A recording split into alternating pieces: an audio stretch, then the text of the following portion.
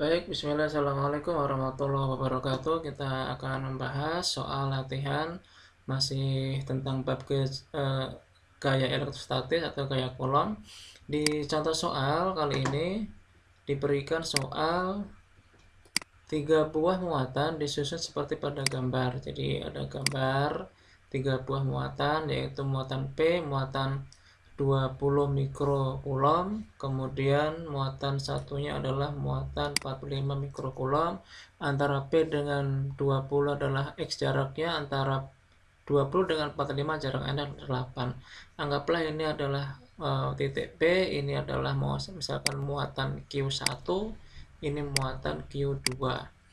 Kemudian soalnya adalah agar muatan uji P bebas dari pengaruh gaya elektrostatis dari kedua muatan, maka tentukan nilai X. Muatan uji ini tidak diketahui apakah dia positif atau negatif. Kemudian disuruh mencari nilai X kalau gaya yang dialami oleh titik P sama dengan 0. Kalau gaya yang dialami oleh P adalah 0, maka kita harus menggambarkan dulu untuk menjawabnya. Gambarkan dulu gaya-gaya yang bekerja.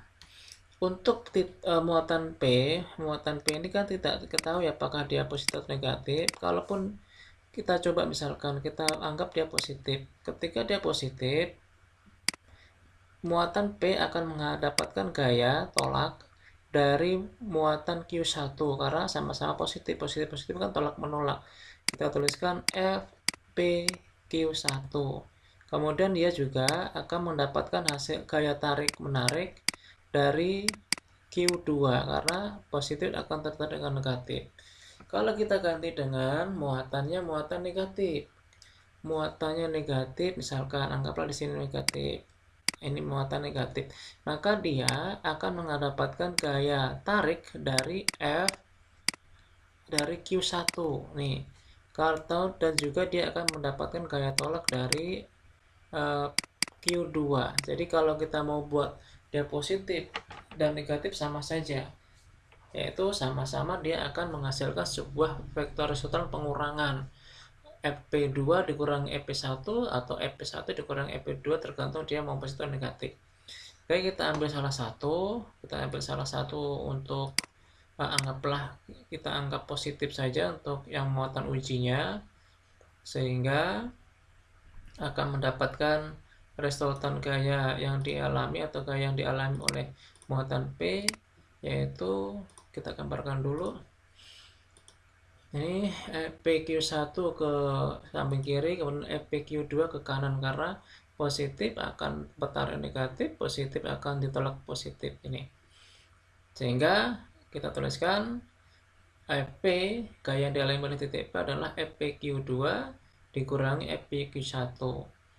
Kemudian karena FP ini dianggap sebagai 0, maka tuliskan karena 0 FP sama dengan 0, sehingga mau nggak mau ya ini. Mau nggak mau FPQ1 sama dengan FPQ2. Tinggal masukkan rumusnya bahwa FPQ1 gaya antara P dengan Q1 adalah KQ muatan P dan muatan 1 dibagi jarak antara P dan Q1 dikuadratkan sama dengan K dari kemudian dikalikan dari muatan P kemudian dikalikan muatan Q2 dibagi jarak antara P ke Q2 yang dikuadratkan.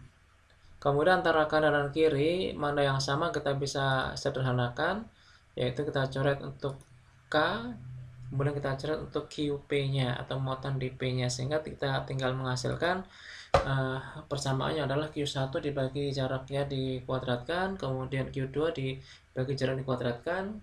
Kita masukkan untuk jaraknya Q1 adalah 20, kemudian Q2-nya 45, jarak antara P dan Q1 adalah X, kita tuliskan X dikuadratkan, kemudian jarak antara P dengan Q2 adalah X ditambah 8, jadi ini segini ditambah segini, maka hasilnya adalah 8 tambah X kuadrat. Kemudian kita sederhanakan atau kalikan silang supaya gampang untuk menyelesaikan operasinya. Kita tuliskan 20 dibagi 45 sama dengan X kuadrat dibagi 8 plus X kuadrat.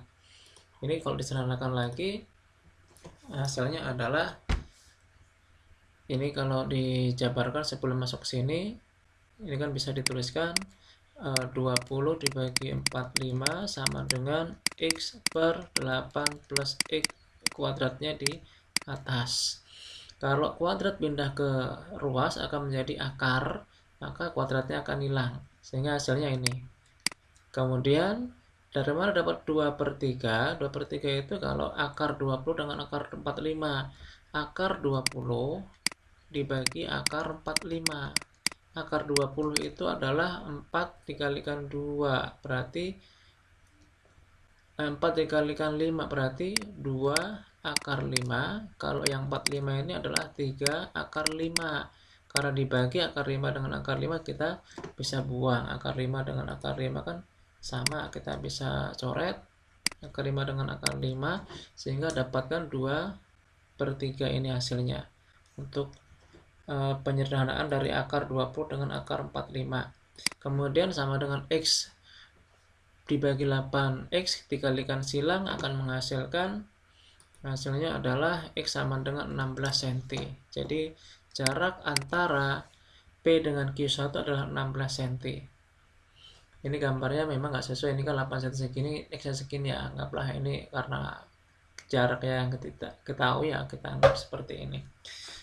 Kemudian kalau untuk menentukan letak sebuah benda yang gayanya 0, dapat juga menggunakan cara lain ketika kedua muatan ini adalah angka-angka yang dapat diakar, yaitu dengan cara seperti ini. Kita gunakan dulu cara lainnya, yaitu jika muatan uji terletak di luar kedua muatan, maka nilai X-nya dituliskan. Jadi muatan ujinya di sini X, kita bisa nuliskan bahwa X sama dengan tanda mutlak dari akar Q1 dibagi akar Q1 dikurangi Q2 dikalikan D. Hati-hati ini min. Min ini kalau kedua muatan tak sejenis. Kalau sejenis bagaimana? Ditambahkan. Kalau sejenis tambahkan. Ingat, min dengan positif kan tidak sejenis, maka ini negatif.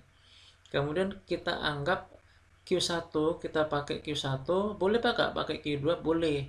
Pakai Q2 boleh. Kalau pakai Q2 bagaimana? Kalau pakai Q2 adalah X sama dengan tanda mutlak Q2 dibagi akar Q2 dikurangi akar Q1 dikalikan D, jadi sama.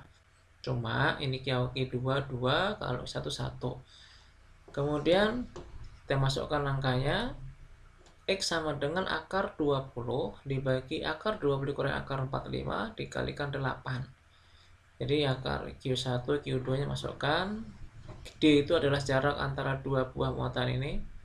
Jadi nggak pakai persamaan ini lagi, tapi menggunakan ini. Kemudian hasilnya adalah 2 akar 5 dibagi 2 akar 5 dikurangi 3 akar 5. Ya, ini kan pengganti nih. 20 itu kan 2 akar 5, 3 kalau 45 3 akar 5. Kemudian hasilnya menjadi X sama dengan akar 5-nya dicoret. Ini saya dihilangkan dulu biar tidak nutupin. Nah, ini kan bisa dicoret karena sama-sama akar 5, sama-sama akar 5, sama-sama akar 5, semua titik ada akar 5-nya bisa digunakan. 2 dikurangi 1 adalah min 1, 2 dibagi min 1 sama dengan min 2 dikalikan 8. Hasilnya adalah min 16. Kenapa kok min? Min itu artinya dia di sebelah kiri muatan Q1 ini. Jadi benar bahwa dia di sebelah kiri dari muatan Q1 sebesar 16 cm. Jadi antara cara 1 dengan cara 2 sama. Bedanya ini ada negatifnya, itu hanya menunjukkan arahnya saja. Jadi kalau disimpulkan, maka X adalah 16 cm di sebelah kiri dari muatan Q1. Tapi cara ini tidak bisa digunakan sembarangan karena dia harus tahu apakah dua angka ini bisa dikuadratkan atau tidak. Kalau bisa dikuadratkan dengan mudah, ya gunakan cara ini. Kalau nggak bisa, ya gunakan cara seperti biasa. Demikian untuk pembahasan soal tentang gaya Coulomb pada muatan-muatan yang sejajar. Assalamualaikum warahmatullahi wabarakatuh.